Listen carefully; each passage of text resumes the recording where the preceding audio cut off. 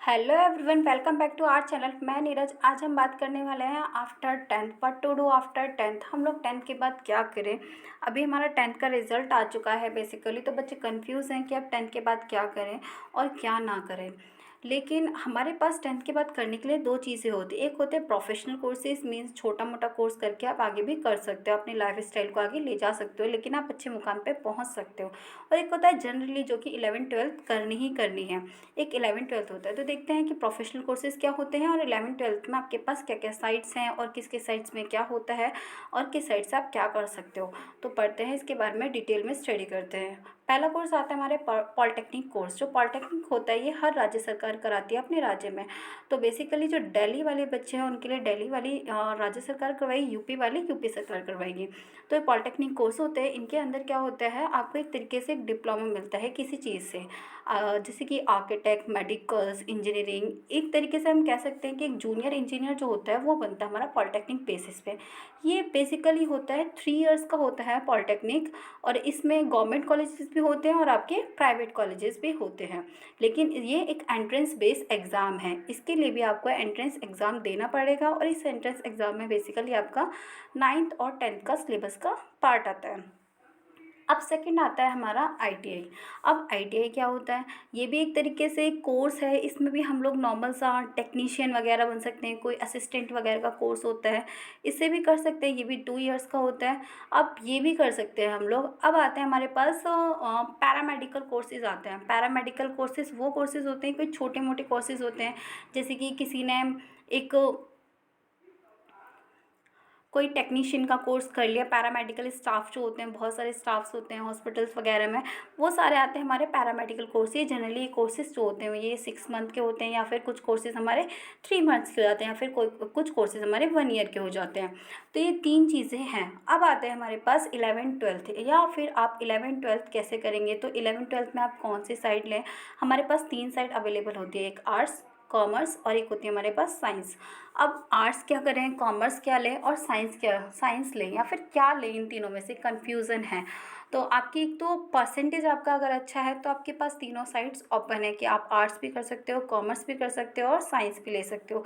अब आपको इंटरेस्ट है आर्ट्स में, बट पता नहीं है कि आर्ट्स में आगे करना क्या है। तो आर्ट्स के लिए हम एक स्टडी करेंगे। जब आर्ट्स से आप दे आर्ट्स अगर आप करते हो तो आर्ट्स के पास आपके पास ऑप्शन होते हैं बाद में यूपीएससी, पीसीएस और एसएससी।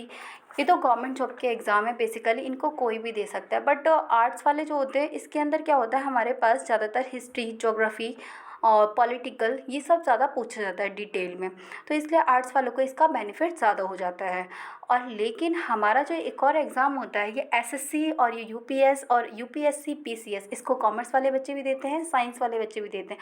बट आर्ट्स वालों को इसलिए बेनिफिट है इस एग्ज़ाम में बिकॉज इसके अंदर आपकी हिस्ट्री पूछी जाती है, पॉलिटिकल पूछी जाती है और आपकी ज्योग्राफी, बेसिकली चीज़ें ज़्यादा पूछी जाती है हमारे। अब आता है सेकंड, आता है आपका कॉमर्स। अब कॉमर्स में क्या होता है आपका, कॉमर्स में हमारे पास दो चीज़ें होती हैं। आपको कॉमर्स, जिसको बिज़नेस में इंटरेस्ट है या फिर बैंकिंग लाइन में इंटरेस्ट है, अकाउंटेंसी, बिज़नेस वगैरह में, या फिर जिसको बैंक की जॉब करनी है, उसके लिए हमारा होता है कॉमर्स साइड काफ़ी अच्छी है, आप इसको भी कर सकते हैं। अब सेकंड आती है हमारे पास साइंस। साइंस लेने के बाद बच्चे जनरली सोचते हैं कि डॉक्टर या फिर इंजीनियर। साइंस लेने के बाद तो इससे आपके साइंस लेने के बाद आपके पास सारे ऑप्शन खुले होते हैं।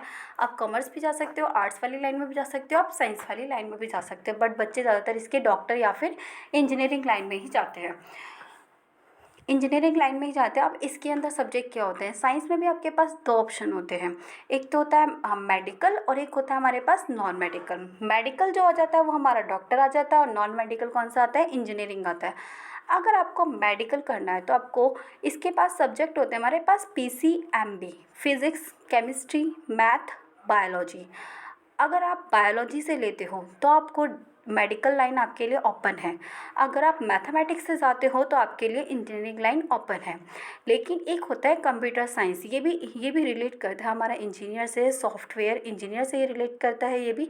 तो ये सारी साइट्स जो हैं इनके बारे में मैंने आपको डिटेल बता दी है। Polytechnic, ITI, paramedical courses, arts, commerce और साइंस, किसके अंदर क्या क्या चीज़ें होती हैं, ये पूरी डिटेल है। आप इसको अच्छे से पढ़िए और अपने फ्यूचर जो आपको डिसाइड करना है उसे आराम से डिसाइड करिए, अभी आपके पास टाइम है, एडमिशन अभी थोड़े दिनों बाद स्टार्ट होंगे, तो थोड़ा सोचिए कि आपको क्या करना है क्या नहीं करना है, जिसकी वजह से आपका फ्यूचर जो हो वो ब्राइट हो। Thanks for watching.